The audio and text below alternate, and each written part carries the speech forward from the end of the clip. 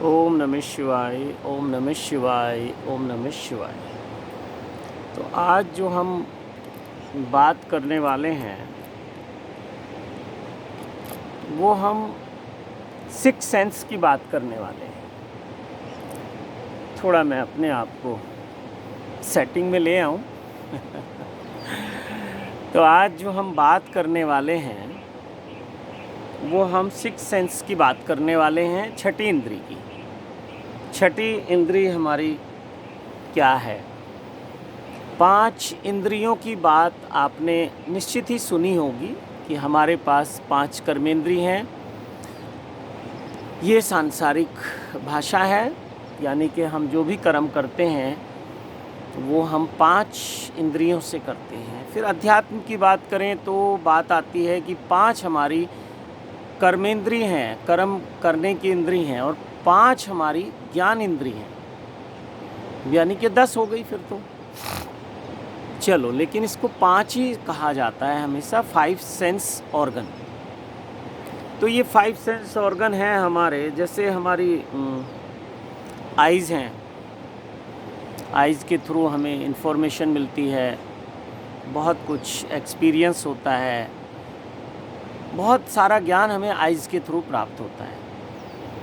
दूसरा जो है हमारे ईयर हैं, और ज्ञान हमें कानों के द्वारा प्राप्त होता है, सुनने का जो हमारी इंद्रिय है। और कुछ ज्ञान हमें अपनी नासाग्र के द्वारा, नासिका के द्वारा, सुगंध की जो इंद्रिय है, सुगंध के द्वारा बहुत ज्ञान होता है। और चौथा जो है फिर वो हमारी स्वाद की इंद्रिय है, हमें बहुत स्वाद की इंद्रिय से बहुत बहुत तरह का ज्ञान होता है। और 5वीं हमारी स्पर्श की इंद्रिय है, हमारी त्वचा है, हमारे शरीर का जो बाहरी हिस्सा है वो है, तो उससे हमें बहुत ज्ञान होता है हमारे स्पर्श के द्वारा। तो ये 5 मार्ग हैं हमारे जो कर्म करने के माध्यम हैं। और जो 5 फिर हमारे और वो जो 5 मार्ग हैं हमारे, मैं चाह रहा हूँ आपको गंगा जी के भी दर्शन होते रहें और मेरी शक्ल भी थोड़ा ठीक से दिखाई देती रहे। तो कहने का भाव ये है कि ये 5 इंद्रियां हैं। कंफर्ट सिटिंग नहीं हो रहा है पोस्चर, चल अब शायद होगा, क्योंकि अब गंगा जी हैं मेरे साथ, है ना। अब थोड़ा अच्छा लग रहा है मुझको। तो यही 5 जो हमारी इंद्रियां हैं ये हमें परमात्मा तक जोड़ देती हैं। अगर इन 5 इंद्रियों के पीछे होश रहे, ध्यान रहे, जागृति रहे, अवेयरनेस रहे, तो ये 5 इंद्रिय हमें संसार से और परमात्मा तक की यात्रा करा देती हैं, हमें उस आत्म साक्षात्कार का, या कहें कि ब्रह्म साक्षात्कार का अनुभव करा देती हैं। तो ये 5 इंद्रिय जब सांसारिक रूप से कार्य करती हैं तो इन्हें एक्सट्रोवर्ट कहते हैं, और बाहर की दुनिया में ये उलझ जाती हैं। और फिर अगर कुछ आध्यात्मिक बात करें तो ये इंट्रोवर्ट हो जाती हैं, तो फिर ये हमें अंदर की खबरें देने लगती हैं। लेकिन साधारणतः जो संत हैं, सिद्ध हैं, योगी हैं, और जो धीरे धीरे विरक्ति की तरफ जा रहे हैं, जो अपने भीतर होने का आनंद लेने लगे, तो उनके लिए तो ठीक है, फिर ये अंतर्मुखी हो जाएं, इंट्रोवर्ट हो जाएं। अपनी जो अंतर इंद्रिय हैं, अतीन्द्रिय भी इनको बोलते हैं, अतीन्द्रिय अनुभव, इंद्रियों के पार जाके कुछ अनुभव करना, तो उनके लिए तो ठीक है। लेकिन साधारण जो साधक है उसके लिए बैलेंस बहुत ज़रूरी है। आपकी जो साधना है उसका बैलेंस होना चाहिए, यानी कि जो 5 आपकी कर्मेंद्रिय हैं और 5 ज्ञान इंद्रिय हैं, उन दोनों में संतुलन बनाना बहुत ज़रूरी है। अगर आप बाहर खो गए तो भी भटक गए, और भीतर खो गए तो भी बहुत अभी इच्छाएं, वासनाएं दमित हैं, वो फिर परेशान करेंगी। तो आध्यात्मिक उन्नति नहीं हो पाएगी। तो इन दोनों में एक संतुलन बना के साधक को यात्रा पे चलना है, तो उसको बहुत आगे तक वो यात्रा कर पाएगा। अब बात आती है छठी इंद्री की। तो ये छठी इंद्री क्या है? अब इस छठी इंद्री को बहुत सारे लोग थर्ड आई भी समझते हैं, तो ये थर्ड आई नहीं है। हालांकि इसका भी केंद्र वही है जो आपके थर्ड आई का केंद्र है, जो इस ब्रह्मरंध्र का केंद्र है, वही इसका भी सिक्स जो हमारी सेंस है इसका केंद्र है। तो सिक्स सेंस को लेके, छठी इंद्री को लेके बड़ी बड़ी भ्रांतियाँ रहती हैं लोगों के मन में, और ज़्यादातर लोग इसको थर्ड आई समझते हैं, तीसरा नेत्र समझते हैं। नहीं, तीसरा नेत्र एक अलग विज्ञान है और अलग तरह की अनुभूति है, और छठी इंद्री की अनुभूति कुछ अलग है। तो बहुत इसको लंबा ना करते हुए मैं यही कहूँगा कि छठी इंद्री एक अलग है। वो कैसे अलग है? अब आप कहेंगे इतने सारे पार्ट थोड़ी हैं बॉडी में, हैं, इतने ही हैं, और ऐसे ऐसे पार्ट हैं बॉडी में जिनको अभी तक डिस्कवर किया ही नहीं गया, समझाया ही नहीं गया। शरीर में जो केंद्र हैं, जो शरीर के पॉइंट हैं, जहाँ एनर्जी का सबसे ज़्यादा एनर्जी पॉइंट उनको बोलते हैं, तो एक एक पॉइंट में कितनी कितनी संभावनाएं छिपी हैं, कितनी कितनी उनमें पावर्स हैं अगर उनको जागृत कर लिया जाए। जैसे आपके पैर का जो सोल है, तलवा है, उसमें बहुत सारे पॉइंट हैं। जैसे थर्ड आई है, जैसे सिक्स सेंस है, ऐसी बहुत सारे पॉइंट हैं। ये जो आपकी पाम है, ये जो फिंगर्स के आगे के टॉप हैं, ये जो आपके ये ईयर्स का नीचे वाला हिस्सा है, इसको दबाने से ये केंद्र हैं आपके बहुत सारे, इनकी अलग अलग संभावनाएं हैं। अभी मुझे नहीं लगता किसी ने इन अलग अलग पॉइंट को बहुत ज़्यादा सिस्टमेटिक तरीके से बताया गया हो। एक्यूप्रेशर में शायद थोड़ा बहुत मिलेगा आपको कि ये वाला पॉइंट आपके हार्ट से जुड़ता है, ये वाला पॉइंट आपके माइंड से जुड़ता है, अलग अलग, लेकिन वो शरीर की बात है। अभी तो मन है और फिर आत्मा है, तो ऐसे शरीर में पॉइंट है जो आपको शरीर की यात्रा करा सकते, मतलब शरीर के लिए आपके फ्रूटफुल हो सकते हैं, मन के लिए हो सकते हैं और आत्मा के लिए हो सकते हैं, आपको आत्मज्ञान तक करा सकते हैं। छोटे छोटे पॉइंट हैं आपकी बॉडी में, लेकिन अभी ये विज्ञान लुप्त है। अगर मैं भी इसको समझाना चाहूँगा तो बहुत अच्छे से शायद नहीं समझा पाऊँगा, टूटे फूटे शब्दों में ही कुछ कह पाऊँगा अपने अनुभव के अनुसार। और बहुत बार अनुभव अलग अलग होते हैं और फिर यही विवाद के कारण बनते हैं। जैसे वो जो अनहद नाद की हम बात करते हैं, जब वो हिंदू संतों ने सुना तो उन्होंने घोषणा की कि वो कुछ कुछ ओम जैसे है। तो फिर साइंस ओ ऊ मैं, तो मैं वाला जो पार्ट है वो ओ,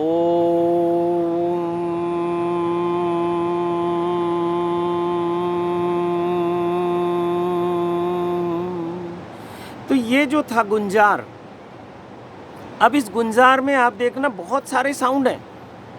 आप ये मत सोचना कि बस केवल एक साउंड है, एक ध्वनि है, नहीं। तो हिंदू संतों ने कहा कि वो कुछ कुछ ऐसा है,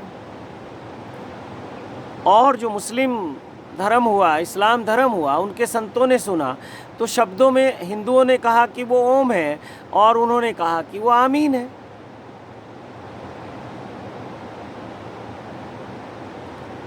और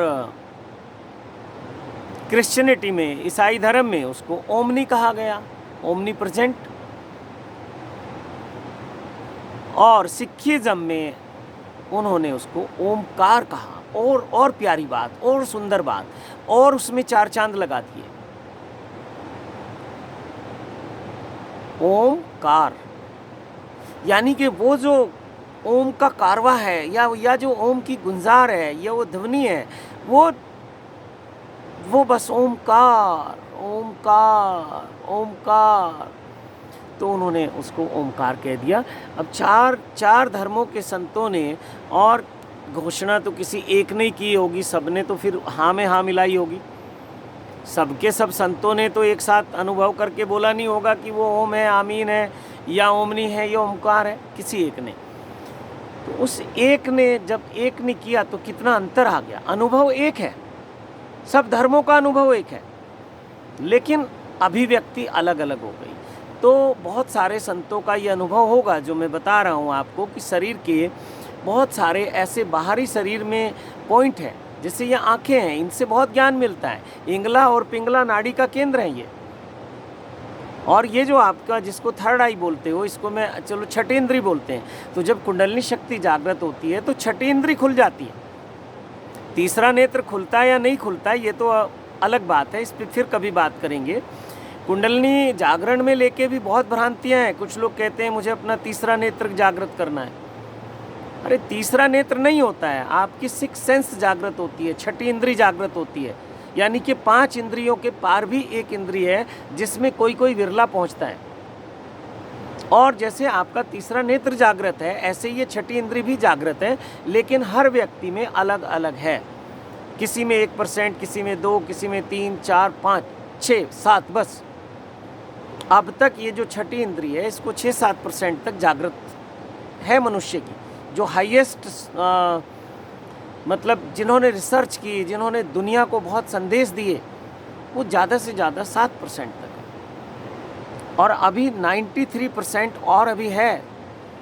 तो जब कोई उसके आगे जाएगा, जब कोई थोड़ा सा आगे निकलेगा, तो फिर उसको क्या अभिव्यक्ति होंगी, किस तरह से होंगी, किस तरह से इस बाहरी दुनिया में करिश्मा होगा, ये अभी अज्ञात है।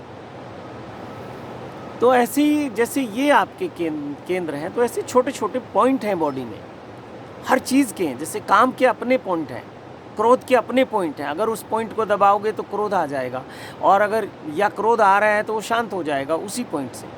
जिससे काम वासना को अगर जागृत करना है तो उसके कुछ पॉइंट हैं, और काम वासना को अगर शांत करना है तो फिर उसी पॉइंट से वो शांत भी हो जाती है। यानी कि वो बहिर इंद्री भी है और वो अंतर इंद्री भी है।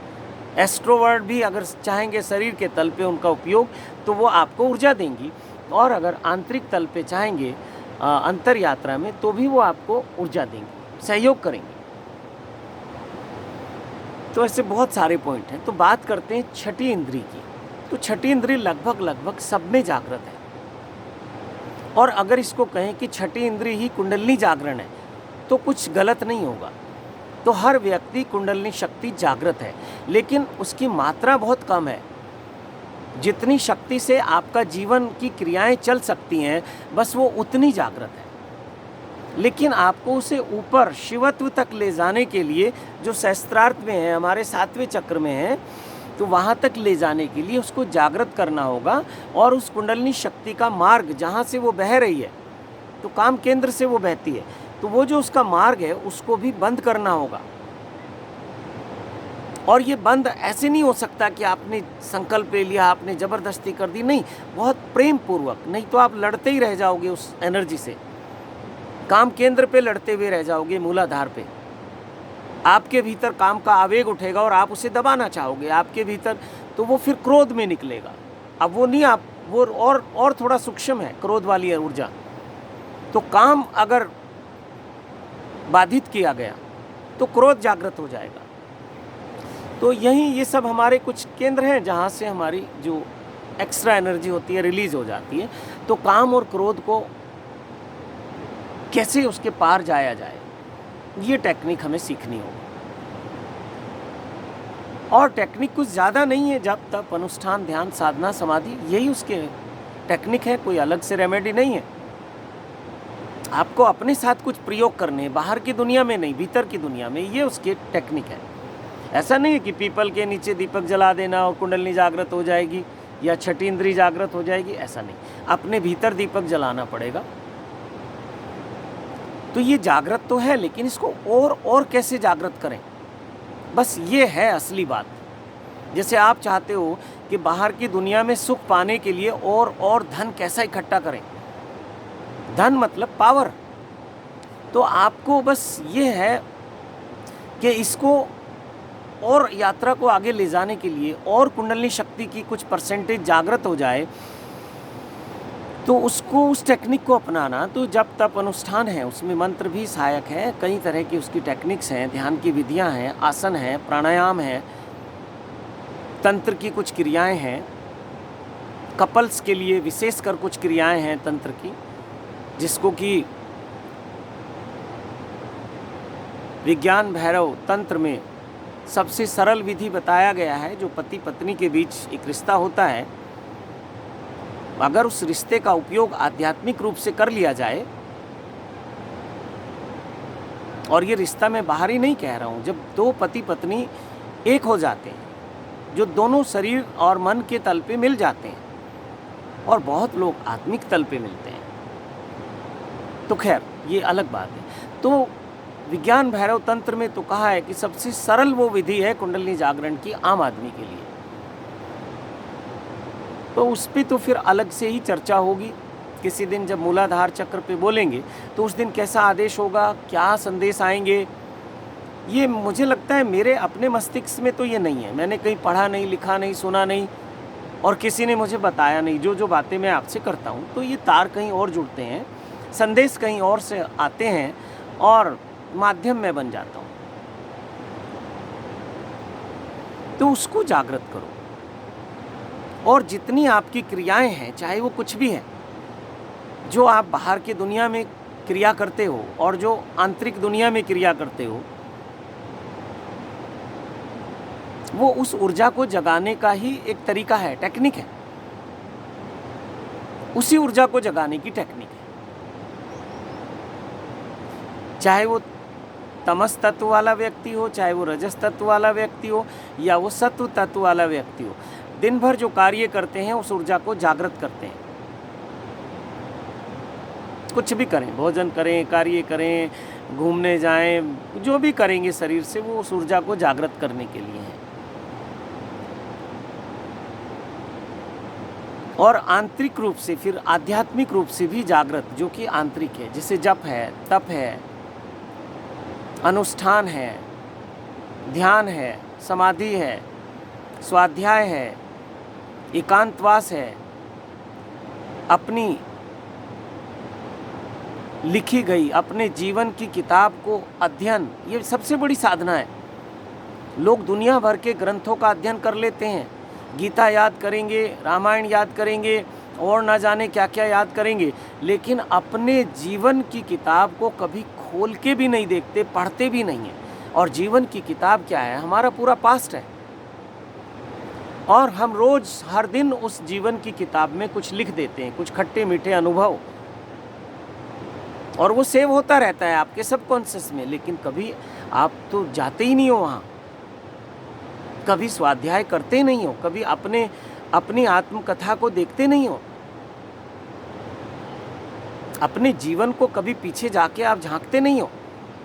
पीछे जाना बहुत आसान है, आगे जाना बहुत बहुत हिम्मत चाहिए आगे जाने में। तो उस पीछे का भी आप उपयोग कर लो, जैसे जंपिंग बोर्ड, जो आपका पास्ट है उसे एक जंपिंग बोर्ड जैसे उपयोग कर लो, कि वहाँ से आप छलांग ले सकते हो सीधे उस सत्व में। तमस रजस में तो तुम हो ही, तो वो जो तुम्हारा तमस वाला जीवन है, वो जो पास्ट है, उसको उपयोग कर लो जंपिंग बोर्ड के जैसे। बस एक जंप उसके एक्सपीरियंस के बेस पे, और छलांग लग जाएगी आपकी, कुंडलिनी जागृत हो जाएगी। और आपको बता दूं, 100% कुंडलिनी तो अभी किसी की जागृत हुई नहीं, 6-7% तक हुई है, और साधारण व्यक्ति की तो 1-2% तक है। पशु पक्षियों में वो बहुत, उससे भी कम है, एक में नहीं, पॉइंट में जाएगी वो, वहाँ भी जागृत है। जितना भी चेतन जगत है, सब में वो क्रियामान है, और अचेतन में भी है, मतलब जड़ में भी है। जड़ में और स्लो और स्लो और स्लो, वहाँ जो परिवर्तन दिखते हैं लाखों लाखों सालों में दिखते हैं। तो खैर सब जगह व्याप्त है वो, तो उसको जागृत कर लो। और अगर आपकी अभी जितनी कुंडलिनी जागृत है, या छठी इंद्री कहूँ जागृत है, तो कुंडलिनी के नाम पे बहुत बहुत भ्रम है, बहुत फैलाए जा रहे हैं। तो छठी इंद्री कहूँ ज़्यादा अच्छा है, नहीं तो लोग वाद विवाद शुरू करेंगे फिर। और मैं बता रहा हूँ, मैंने किसी किताब में नहीं पढ़ा है, मैंने किसी से सुना नहीं है, और मेरा अपना ये ज्ञान नहीं है। ये तार कहीं जुड़े हैं।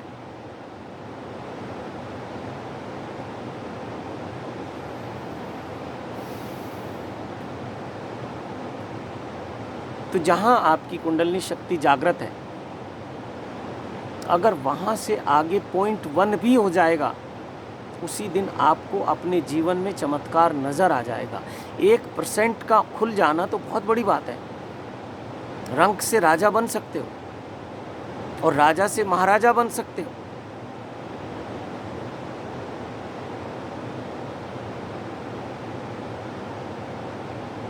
तो इस चिंता में ना जाओ कि कुंडलिनी जागृत, अब कितनी जागृत करना चाहते हो। 100% तो अभी, पहली बात तो आप झेल नहीं पाओ।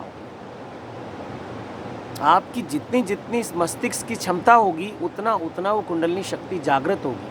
अगर कुंडलिनी शक्ति को ये कहें कि मानसिक शक्तियों का जागृत होना ही कुंडलिनी शक्ति है, और वही छठी इंद्रिय है। वो छठी इंद्रिय आपके आध्यात्मिक यानी कि इंट्रोवर्ट पारलौकिक जगत को खोल देती है। लौकिक जगत तो आपका है ही, आप जाओ 5 इंद्रियों से भोग लो उसको। लेकिन योग की दृष्टि से अगर देखें तो वो आपका पारलौकिक जगत खोल देगी। तो छठी इंद्रिय का थोड़ा सा भी जागृत हो जाना बहुत बहुत बहुत बड़ी बात है। इसलिए भटको मत, यहाँ वहाँ भागो मत। मोटे मोटे पैकेज डिक्लेयर करके, अनाउंस करके लोग कुंडलिनी जागरण की बात कर रहे हैं, और फिर वो स्टैंपिंग भी कर देते हैं कि हाँ आपकी कुंडलिनी जागृत हो गई। और ये किसको अच्छा नहीं लगता। ओशो जगत में तो एनलाइटेडमेंट के सर्टिफिकेट बांटे जा रहे थे, अभी भी शायद बांटे जा रहे हैं। वो ओशो डिक्लेयर कर देते थे लोगों को, देखो ये कितने सुपर ओशो होंगे, ओशो के भी ऊपर ओशो हैं ये, और ये ओशो धारा के नाम से स्ट्रीम है ओशो जगत में। तो ये कितने महान लोग हैं। फिर जब इनके ही ओशो बनाए हुए लोग, इनके ही बुद्धत्व को उपलब्ध लोगों के कारनामे लोगों ने देखे और उनको कहा कि ये तुम्हारे बुद्ध पुरुष हैं, तो कहीं इनको लगा कि कुछ गलती हो गई मार्केटिंग में। तो इन्होंने फिर कुछ थोड़ा सिस्टम चेंज किया। तो किसी दिन मैं इस आध्यात्मिक यात्रा में जिन जिन लोगों के प्रति मैं आदर के भाव से भरा हुआ हूँ, उनका धन्यवाद करूँगा। कोई भी संत जो मेरे जीवन में जिस रूप में भी आए, मैं उस पर थोड़ा सा प्रकाश डालूँगा, और अपनी इस वाणी के माध्यम से जो भी टूटे फूटे शब्द हैं उनका धन्यवाद करूँगा। लेकिन अभी बोलने से पहले उनसे माफ़ी भी मांग लेता हूँ। मेरी किसी बात को अन्यथा ना लेना। मेरे अनेक अनेक अनेक गुरु हैं, उनमें से आप लोग भी एक हैं। मैं आप लोगों को धन्यवाद करूँगा एक एक करके। तो प्लीज़ किसी बात को अन्यथा ना लेना।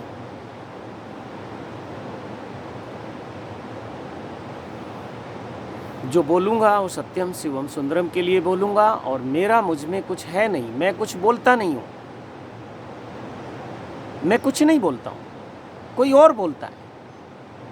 शरीर ये हो सकता है, इसको आप कल्याण बाबा कह दो, और कोई नाम दे दो, जो मर्जी कहो, तो ये शरीर तो हो सकता है, लेकिन बात कहीं और से है।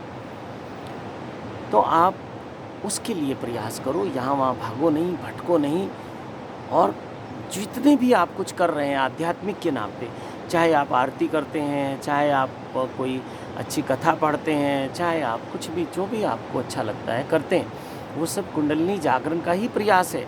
वो आपका आध्यात्मिक विकास है, वो आपका मानसिक विकास है। कुंडलिनी शक्ति जागृत हो जाना, आपका मानसिक विकास हो जाना, जो आपके मन में, जो आपके मस्तिष्क में अद्भुत अद्भुत शक्तियाँ पड़ी हुई हैं, उनका जागृत हो जाना। जैसे सबकॉन्शियस माइंड पे बहुत लोगों ने वीडियो बना रखी हैं, लेकिन मुझे लगता है कि वो उनका अपना ज्ञान नहीं है। यहाँ वहाँ से कुछ किताबी ज्ञान, कुछ संतों की वाणी से उठा के उन्होंने सबकॉन्शियस माइंड के बारे में बता दिया। लेकिन जिसने उस सबकॉन्शियस माइंड को जिया है, जो जीता है, वो सबकॉन्शियस माइंड में जाके ही सबकॉन्शियस की बात कर सकता है। कॉन्शियस में रह के सबकॉन्शियस की बात नहीं की जा सकती, वो सब मार्केटिंग है। तो आप बिल्कुल भी भ्रमित ना हो, जो भी आप कर रहे हैं छठी इंद्री को जागृत करने के लिए कर रहे हैं। ये छठी इंद्री ही कुंडलिनी शक्ति है और ये छठी इंद्री ही आपकी मानसिक शक्ति है। और जितना जितना आप मानसिक रूप से समृद्ध हो जाओगे, जितना जितना मानसिक रूप से विकसित हो जाओगे, उतने आप शिक्षित हो जाओगे और उतना ही आपके जीवन में ऐश्वर्य होगा, उतने ही आपके जीवन में धन होगा, संपदा होगी, लक्ष्मी होगी, नौकर चाकर सब कुछ होगा। वो विष्णु कहाँ विराजमान है? वो विष्णु आपके यहीं तो विराजमान है, मस्तिष्क में, सहस्त्रार्थ में नहीं। सहस्त्रार्थ की बिल्कुल हल्का सा नीचे, बस हल्का सा। अब वो कैसे उसको नापूं मुझे नहीं पता। और ब्रह्मा थोड़ा उससे भी और नीचे हैं, और महेश इन तीनों के ऊपर हैं, और मेरे महादेव शिवतु वो उसके पार है, वो पार ब्रह्म है।